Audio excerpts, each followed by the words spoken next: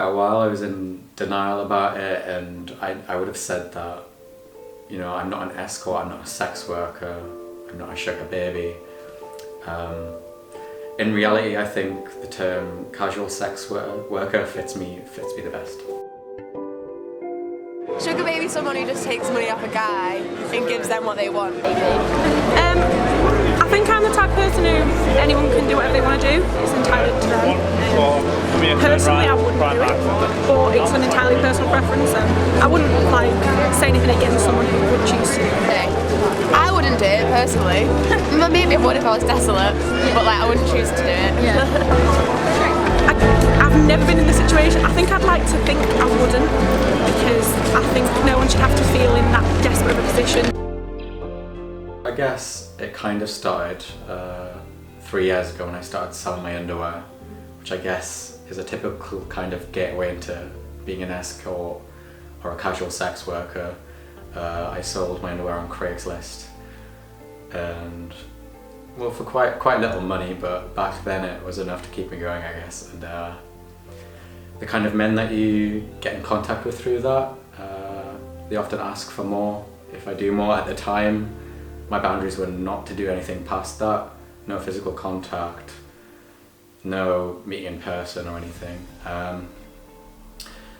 I started doing more with guys last year. For me it was a year out from university after my second year, and I needed money for rent, so I felt quite desperate at the time.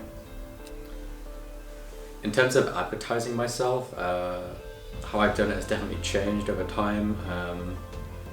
At the start, well, I still, as a rule, don't ever have face pics. I have body pics, generally not nude because that's not allowed on the sites that I advertise. I initially started advertising on Craigslist just for kind of being a dinner date, I guess, and I had no success. Obviously I changed that and learned what guys really want and what I'm comfortable to give. I started using a different site where I can actually list my prices, so that cuts out a lot of time wasters, I guess, because they know how much you are charging, and hopefully they're not going to try and badger you, I guess.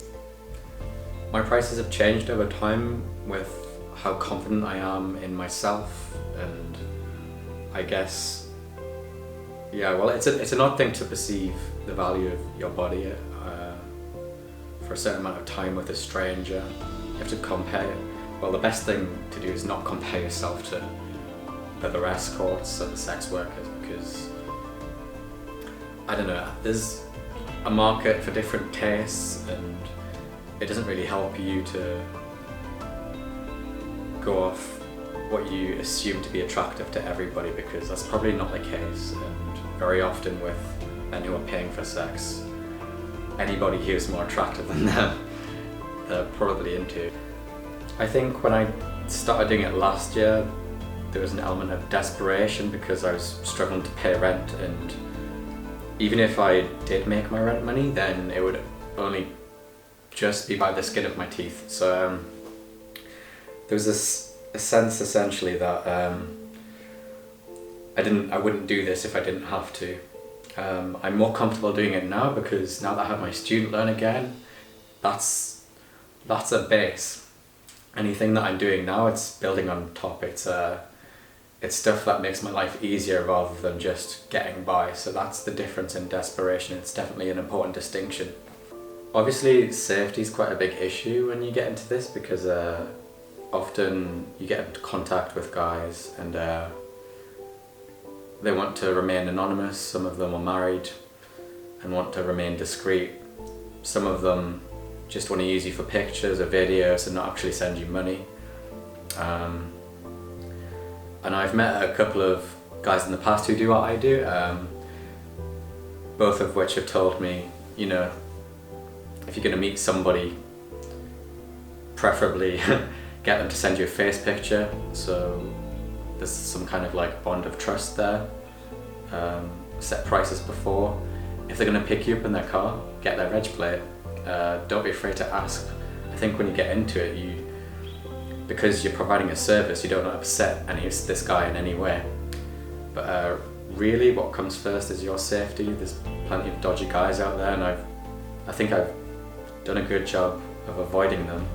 Obviously, with sexual health, there's an element of danger in doing this, because potentially some of the guys that you meet, you don't know how many other men they've met, how many other men they've paid for, how many other men those sugar babies, escorts have slept with. The question is, yeah, can you trust who you're seeing? I think, like a lot of people, I don't use condoms when I'm sucking a guy off or when they're sucking me off.